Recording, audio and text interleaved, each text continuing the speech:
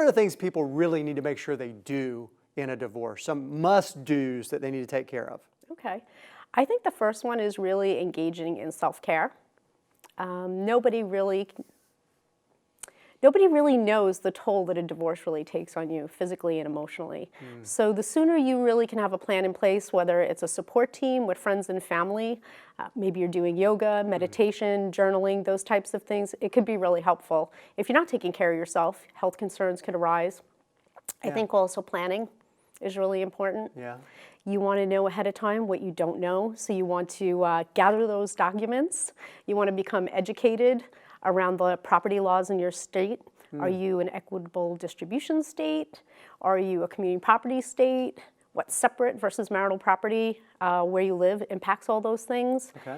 And I think kind of going back to the self-care, create a vision for your divorce. Who do you really need to be during the process so you can kind of self-check on the decisions that you're making around your family.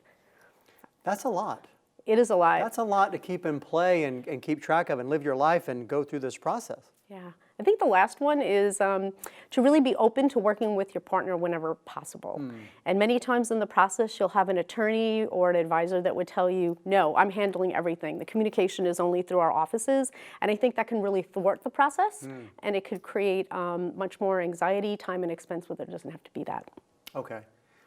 So how do you, there's a lot there to unpack, how do you balance between listening to advisors, be it your attorney or financial advisor or your Certified Divorce Financial Analyst, how do you balance that with having some of that communication with the soon-to-be ex-spouse?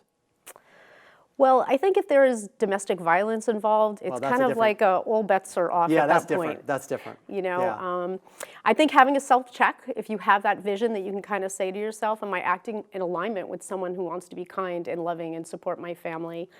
I think also when you're working with a CDFA, for me, it's a lot about the data. So I think that when people see the data, it makes it much easier for them to make decisions, and it helps to take that emotion out of it. So that helps from that point of view. As far as the issue with the attorney, I think it's about your gut. Like, you have to trust it. So if this is someone that you can't talk to freely, or you feel that they're having you do something that's out of alignment with what's right for your family, you need to trust that and have a conversation. Maybe it's time to get a different attorney.